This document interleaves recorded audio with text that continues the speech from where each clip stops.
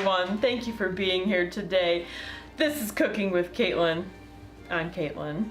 Today, I'm gonna be showing you all how to make a traditional family recipe of mine. It's been passed down from generation to generation, and we call it cereal. For this recipe, you'll just need a few simple ingredients. Number one being the all-natural, hand-plucked cacao puff, straight from the cacao trees that are now extinct from the hills of northern Uruguay. Next, if you're like me and you have your own grass-fed organic cow in the backyard, you'll just need some milk. Here are the utensils needed, absolutely needed, to make the perfect cereal. For this recipe, you're gonna need to use a hand-painted traditional cereal bowl, a spoon to stir your ingredients together, and a measuring cup for measuring.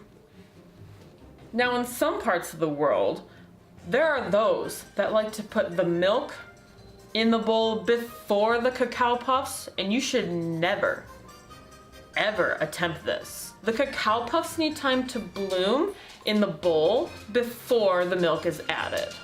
First thing we're gonna do is we're gonna take our cacao puffs in our measuring cup, and we're gonna measure. So you just wanna get a nice good amount right in the cup and pour it right into your cereal bowl. Don't be afraid if you miss, you can always pick them up later.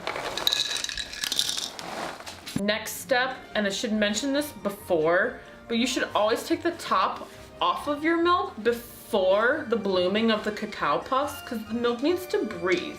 It needs to know its environment before it interacts with the cacao puffs. Once it's done that, you're just gonna pour.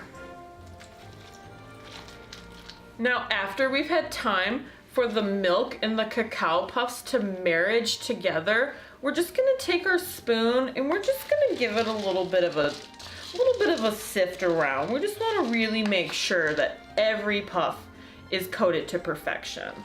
Now, after you've stirred everything together, you're gonna see some real magic happening, folks. You'll see that the cacao puffs have changed the color of your milk. It's incredible. I remember just being a young girl, just at my grandmother's house while she would make us cereal. And she would say, "Caitlin, you get that chair, you come right over here and you learn to stir the cereal."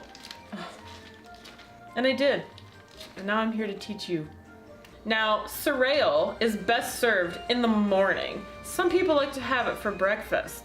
Unless you're like me, I like a little midnight snack from time to time.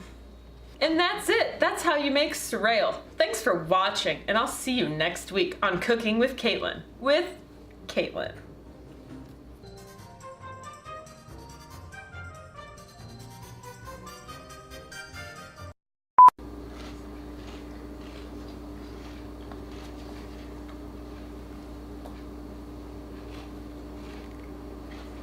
Join us next week when Giselle, our French princess, makes her favorite, the filet mignon and a peach cobbler. Yum! What was that? I'm gonna do action. Okay, usually you say that. I'm chewing my bagel. Oh my god. I don't like what I just said. Also, Uruguay. Uruguay. I thought it was Uruguay. Uruguay, damn it. Uruguay? Uruguay. G-U-A-Y, Uruguay. Okay.